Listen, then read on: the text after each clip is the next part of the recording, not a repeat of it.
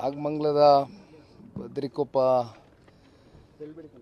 ನಗರದಲ್ಲಿ ಇವತ್ತು ನಡೆದಿರತಕ್ಕಂಥ ಘಟನೆ ನಿಜಕ್ಕೂ ಕೂಡ ಯಾರು ಕೂಡ ಜೀರ್ಣಿಸ್ಕೊಳ್ಳಿಕ್ಕೆ ಆಗೋದಿಲ್ಲ.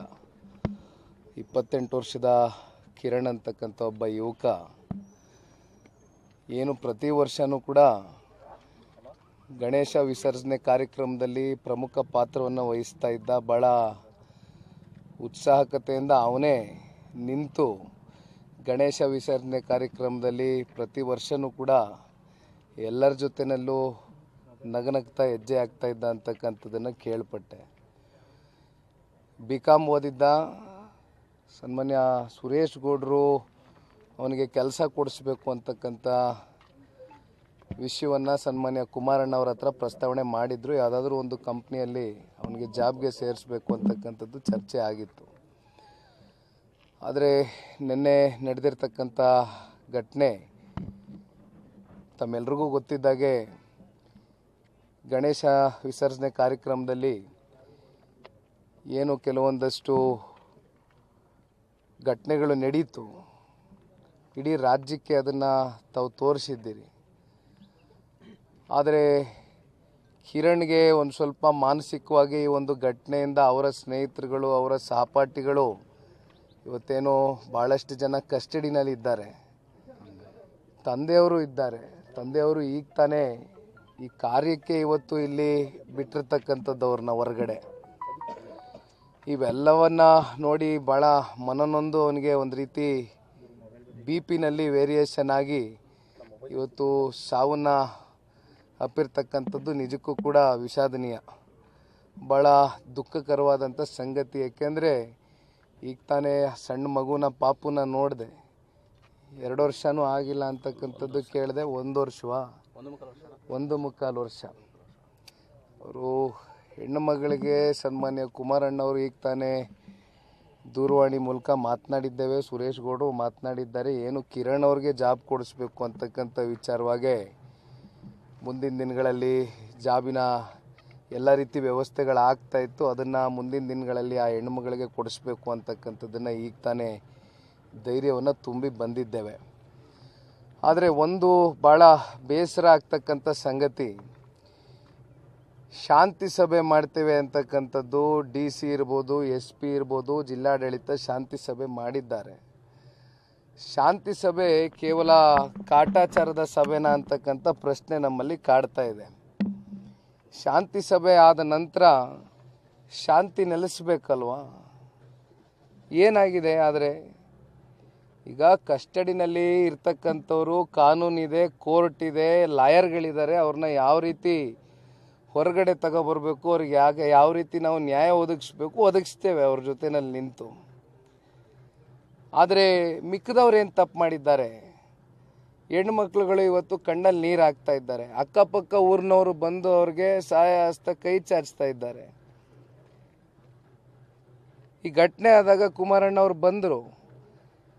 ಇಲ್ಲಿ ನಾವು ಯಾವುದೋ ಒಂದು ಸಮುದಾಯ, ಒಂದು ಜಾತಿನ ಓಲೈಸ್ಕೊಂಡು ಇಂಥ ಸಂದರ್ಭದಲ್ಲಿ ರಾಜಕಾರಣ ಮಾಡ್ತಕ್ಕಂಥ ವಾತಾವರಣ ಸೃಷ್ಟಿ ಮಾಡಲಿಕ್ಕೆ ನಾವು ಸಿದ್ಧರಿಲ್ಲ. ಮಂಡ್ಯ ಜಿಲ್ಲೆನಲ್ಲಿ ಮಾನವೀಯತೆಯನ್ನು ಮೆರಿಬೇಕಾಗ್ತದೆ.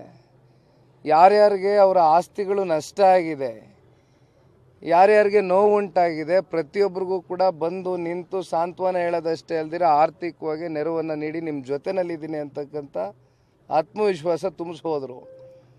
ಮತ್ತೆ ನನಗೆ ಮೊನ್ನೆ ಪ್ರವಾಸದಲ್ಲಿದ್ದರು, ಫೋನ್ ಮಾಡಿದರು. ಇಲ್ಲ, ನನಗೆ ಸಮಾಧಾನ ಇಲ್ಲ ಕಣೋ, ಊರಿನಲ್ಲಿ ಹೆಣ್ಮಕ್ಳುಗಳು ಭಾಳ ನೊಂದಿದ್ದಾರೆ, ಭಾಳ ದುಃಖದಲ್ಲಿದ್ದಾರೆ. ಸುರೇಶ್ ಗೌಡರು ಫೋನ್ ಮಾಡಿ ತಿಳಿಸಿದರು. ಅವ್ರಿಗೇನಾದರೂ ನಾನು ಬಂದು ಕೈಲಾದ ಮಟ್ಟಕ್ಕೆ ಸಹಾಯ ಮಾಡಬೇಕು ಅಂತ ಮತ್ತೆ ಬಂದರು, ಸಹಾಯ ಮಾಡಿದರು, ಹೊರಟರು. ಆದರೆ ಇವತ್ತು ಈ ಸರ್ಕಾರಕ್ಕೆ ನಾನು ಪ್ರಶ್ನೆ ಕೇಳ್ತೇನೆ. ಇಲ್ಲಿರ್ತಕ್ಕಂಥ ಜಿಲ್ಲಾ ಉಸ್ತುವಾರಿ ಮಂತ್ರಿಗಳು ಏನು ಪ್ರತಿನಿಧಿಸ್ತಾ ಇದ್ದಾರೆ ಇವತ್ತು ನಾಗಮಂಗಲ ತಾಲೂಕನ್ನ? ಏನು ಮಾಡಿದ್ದಾರೆ ಇವತ್ತು ಸರ್ಕಾರದ ಕಡೆಯಿಂದ? ಯಾವ ರೀತಿ ಸ್ಪಂದನೆ ಸಿಕ್ಕಿದೆ ಊರಿನ ಜನತೆಗೆ? ಯಾವ ರೀತಿ ಅವ್ರ ಕಷ್ಟದಲ್ಲಾಗಿದ್ದಾರೆ?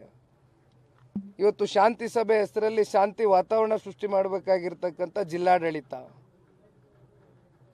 ಎಲ್ಲಿಗೆ ಬಂದು ನಿಂತಿದೆ ಇವತ್ತು? ಏನು ತಪ್ಪು ಮಾಡಿದ್ದಾರೆ ಊರಿನ ಜನತೆ? ಕಳೆದ ವರ್ಷನೂ ಇದೇ ರೀತಿ ಒಂದು ಸಣ್ಣ ಘಟನೆ ನಡೆದಿತ್ತು ಅಂತಕ್ಕಂಥದ್ದು ನಮ್ಮೆಲ್ರಿಗೂ ಮಾಹಿತಿ ಇದೆ. ಹೀಗಿದ್ದಾಗ ಪೊಲೀಸರು ಮುನ್ನೆಚ್ಚರಿಕೆ ಕ್ರಮ ಕೈಗೊಳ್ಳಬೇಕಾ ಬೇಡವಾ? ಈ ರೀತಿ ಘಟನೆಗಳು ಆಗದೇ ಇರತಕ್ಕಂಥ ನಿಟ್ಟಿನಲ್ಲಿ ಮುನ್ನೆಚ್ಚರಿಕೆ ಕ್ರಮ ಕೈಗೊಳ್ಳಬೇಕಾಗಿರ್ತಕ್ಕಂಥ ಕರ್ತವ್ಯ ಯಾರ್ದು, ಜವಾಬ್ದಾರಿ ಯಾರ್ದು? ಪೊಲೀಸ್ ಡಿಪಾರ್ಟ್ಮೆಂಟ್ದಲ್ವೇ? ಇವತ್ತು ಕಾನೂನು ಸುವ್ಯವಸ್ಥೆ ಸಂಪೂರ್ಣವಾಗಿ ನೆಲ ಕಚ್ಚೋಗಿದೆ ರಾಜ್ಯದಲ್ಲಿ. ಪಾಪ ಗೃಹ ಸಚಿವರು ಹೇಳಿದ್ರು, ಸ್ಟೇಟ್ಮೆಂಟ್ ಕೊಟ್ಟರು, ನಾವೆಲ್ಲ ನೋಡಿದ್ವು. ಅದು ಕುಮಾರಣ್ಣನೂ ಪ್ರತಿಕ್ರಿಯೆ ಕೊಟ್ಟರು ಅವತ್ತೇ. ಏನೋ ಸಣ್ಣ ಘಟನೆ ಅಂತಾರೆ, ಸಣ್ಣದಾಗೆ ಪರಿಗಣನೆಗೆ ತಗೊಳ್ತಕ್ಕಂಥ ಘಟನೆನಾ ಇದು? ಇವತ್ತು ಇಷ್ಟು ಜನಗಳ ಜೀವನ ಹಾಳಾಗಿದೆ, ಬೀದಿಗೆ ಬಂದಿದ್ದಾರೆ, ಎಷ್ಟೋ ಜನ ಕಸ್ಟಡಿಗೆ ಕರ್ಕೊಂಡು ಹೋಗಿದ್ದಾರೆ, ಹೆಣ್ಮಕ್ಳುಗಳ ಕಣ್ಣಲ್ಲಿ ನೀರು ಹಾಕ್ತಾ ಇದ್ದಾರೆ, ನಮ್ಮನ್ನು ಕಾಪಾಡಿ ಉಳಿಸಿ ಅಂತಾರೆ. ಉಳಿಸ್ಬೇಕಾಗಿರೋರು ಯಾರು? ಸರ್ಕಾರ ಏನು ಮಾಡ್ತಾ ಇದೆ? ಕಣ್ಣು ಮುಚ್ಚಿ ಕೂತಿದೆ. ಜಿಲ್ಲಾ ಉಸ್ತುವಾರಿ ಮಂತ್ರಿಗಳಿಗೆ ಪಾಪ ಕೇಳ್ತಾ ಇಲ್ವಾ? ಅವ್ರ ನೋವು ಅರ್ಥ ಆಗ್ತಾ ಇಲ್ವಾ? ಇದೇ ಕ್ಷೇತ್ರ ಪ್ರತಿನಿಧಿಸ್ತಾ ಇದಾರಲ್ಲ ಜಿಲ್ಲಾ ಉಸ್ತುವಾರಿ ಮಂತ್ರಿಗಳು, ಉತ್ತರ ಕೊಡ್ಬೇಕು ಇದಕ್ಕೆ. ಇವತ್ತು ಕಿರಣ್ ಅಂತಕ್ಕಂಥ ಒಬ್ಬ ಯುವಕ, 28 ವರ್ಷದ ಯುವಕ ಇವತ್ತು ಸಾವಿನ ಅಪ್ಪಿದಾನೆ ಅಂತಕ್ಕಂಥದ್ದಾದ್ರೆ, ಇವತ್ತು ಅವನು ಎಷ್ಟು ಮಾನಸಿಕವಾಗಿ ಅವನಿಗೆ ಒಳಗಡೆ ಅವನು ನೊಂದಿದ್ದ ಅಂತಕ್ಕಂಥದ್ದನ್ನ ಇವತ್ತು ಒಂದು ಕ್ಷಣ ಯೋಚನೆ ಮಾಡಬೇಕಾಗ್ತದೆ. ಈ ಇನ್ಸಿಡೆಂಟ್ ಆದಮೇಲೆ ದಾವಣಗೆರೆಯಲ್ಲಿ ಆಯಿತು, ಕೆಲವೊಂದು ಕಡೆ ಜನಕ್ಕೆ ಇಲ್ಲೂ ಆಗಿರುವಂಥದ್ದು, ಗಣಪತಿಯನ್ನು ಕೂರಿಸುವಂಥದ್ದೇ ತಪ್ಪ, ಮುಂದಿನ ದಿನಗಳಲ್ಲಿ ಹೇಗೇನು ಅಂತದ್ದು ಬರ್ತಾ ಇದೆ. ನೋಡಿ, ನಾನು ಈಗ ತಾನೇ ಹೇಳಿದೆ, ಸತ್ಯ ನೀವು ಹೇಳಿದ್ದು. ದಾವಣಗೆರೆಯಲ್ಲೂ 2 ದಿನದ ಹಿಂದೆ ಆಗಿರ್ತಕ್ಕಂಥ ಘಟನೆ, ನೆನ್ನೆ ಎಲ್ಲ ಮೊನ್ನೆ ಆಗಿದೆ. ನಾನು ಶಿವಶಂಕರ್ ಅವ್ರಿಗೂ ಮಾತನಾಡಿದೆ, ಕೇಳಿದೆ ಏನು ಇನ್ಸಿಡೆಂಟು, ಏನಾದ್ರು ಬರಬೇಕಾ, ಏನಾಗಿದೆ ಸಮಸ್ಯೆ ಅಂತ. ಈ ರೀತಿ ಪ್ರತಿನಿತ್ಯ ರಾಜ್ಯಾದ್ಯಂತ ಎಲ್ಲ ಕಡೆ ಈ ರೀತಿ ಘಟನೆಗಳು ನಡೀತಿದೆ ಅಂತಕ್ಕಂಥದ್ದಾದರೆ, ಸರ್ಕಾರದ ಕಾನೂನು ಸುವ್ಯವಸ್ಥೆ, ಲಾ ಆ್ಯಂಡ್ ಆರ್ಡರ್ ಇವತ್ತು ಎಲ್ಲಿಗೆ ಬಂದು ನಿಂತಿದೆ ಅಂತಕ್ಕಂಥ ಪ್ರಶ್ನೆ ಇವತ್ತು ಜನಸಾಮಾನ್ಯರು ಕೇಳ್ತಾ ಇದ್ದಾರೆ. ಇದಕ್ಕೆ ಉತ್ತರ ಸರ್ಕಾರನೇ ಕೊಡಬೇಕು. ಸರ್, ಶಾಂತಿ ಸಭೆ ಆಯಿತು, ಆದರೂ ಒಂದಷ್ಟು ಜನ ಭಯದಲ್ಲಿ ಯುವಕರುಗಳು ಊರು ಬಿಟ್ಟಿದ್ದಾರೆ. ಈ ಯುವಕನ ಕೂಡ ಊರು ಬಿಟ್ಟಿದ್ದ ಆ ಸಂದರ್ಭದಲ್ಲಿ ಈ ಘಟನೆ ಆಯಿತು. ಇಲ್ಲೊಂದು ಕಡೆ ಆ ಶಾಂತಿ ನೆಲೆಸುವಂಥ ವಿಚಾರದಲ್ಲಿ ಸರ್ಕಾರ ವೈಫಲ್ಯ ಅನುಭವಿಸ್ತಿದೆಯಾ ಅಂತ. ಅಲ್ಲ, ಇದು ಸ್ಪಷ್ಟ. ನಾನು ಈಗ ತಾನೇ ಮಾತನಾಡ್ಬೇಕಾದ್ರೆ ಹೇಳಿದ್ನಲ್ಲ, ಇದು ಭಾಳ ಸ್ಪಷ್ಟ. ಏನು ಶಾಂತಿ ಸಭೆ ಹೆಸರಲ್ಲಿ ಶಾಂತಿಯುತವಾದಂಥ ವಾತಾವರಣನ ಕಲ್ಪಿಸಬೇಕಾಗಿರ್ತಕ್ಕಂಥ ಜಿಲ್ಲಾಡಳಿತ ಸುಮ್ಮನೆ ಕಾಟಾಚಾರದ ಈ ಶಾಂತಿ ಸಭೆನ ಶಾಂತಿ ನೆಲೆಸಬೇಕಲ್ವ ಊರಿನಲ್ಲಿ? ಅದಕ್ಕೆ ತಾನೇ ನೀವು ಶಾಂತಿ ಸಭೆ ಕರೆದಿರೋದು.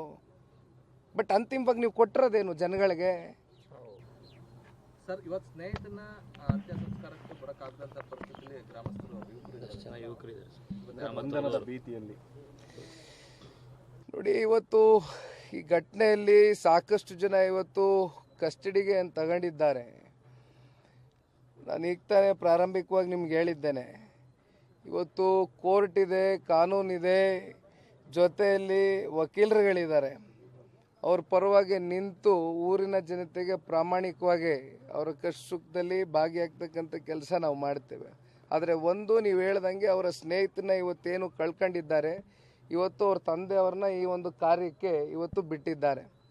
ಪುಣ್ಯಾತ್ಮರು, ಕೊನೆ ಪಕ್ಷ ಅವ್ರ ತಂದೆನಾದರೂ ಬಿಟ್ಟಿದ್ದಾರೆ ಇವತ್ತು ಈ ಒಂದು ಕಾರ್ಯದಲ್ಲಿ ಭಾಗಿಯಾಗಲಿಕ್ಕೆ.